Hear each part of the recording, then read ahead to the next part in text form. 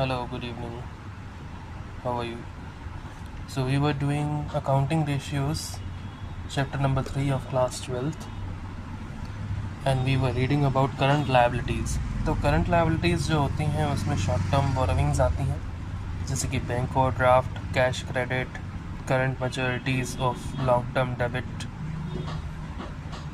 Trade payables जैसे कि creditors और बिल्स पेबल, और अदर करंट लायबिलिटीज़ जिसमें interest accrued but not due on loans and borrowings, interest accrued and not due. इसकी एक table है इस टेबल को देखेंगे कि करंट एसेट्स कौन कौन से हैं और करंट लायबिलिटीज़ कौन कौन सी हैं। सो फर्स्ट हम देख रहे हैं करंट लायबिलिटीज़ कौन कौन सी हैं। करंट लायबिलिटीज़ जो हैं वो सबसे पहले है क्रेडिटर्स, उसके बाद है बिल्स पेबल, उसके बाद है बैंक ओवरड्राफ्ट, अक्रूड एक्सपेंसेस आपने पढ़ा होगा पहले भी, जो ड्यू हो चुके हैं लेकिन अभी तक पेमेंट नहीं की गई है उसे अक्रूड कहते हैं। आउटस्टैंडिंग एक्सपेंसेस सेम, उन्हें पेमेंट करनी है। अनअर्नड रेवेन्यू, जो रेवेन्यू हो आपको मिल चुका है पहले से but you have not been earned yet. Wages payable, short term loans, notes payable, other current liabilities. Current assets में क्या क्या आता है? Sundry debtors, bills receivable, closing stock, prepaid expenses, cash in hand, cash at bank, marketable securities, interest receivables, accrued income and other current assets.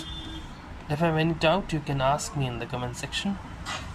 अब हम आते हैं कि आइडियल करंट रेशियो क्या होता है। आइडियल करंट रेशियो हमेशा 2:1 या फिर 2:1 होना चाहिए। इसका मतलब है कि that means current assets should be twice of current liabilities, मतलब करंट एसेट्स जो है वो करंट लायबिलिटीज़ के डबल होने चाहिए हमेशा।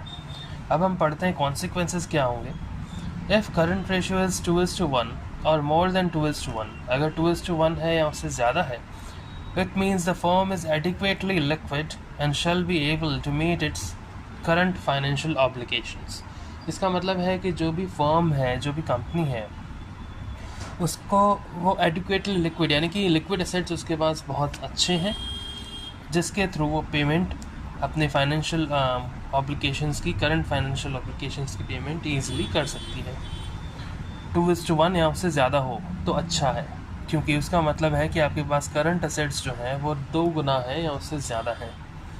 सिमिलरली अगर करंट एसेट्स 2:1 से कम है यानी कि 2 गुने से कम है, तो ये माना जाता है कि फ्यूचर में फर्म को पेमेंट करने में प्रॉब्लम्स आएंगी। Any issue?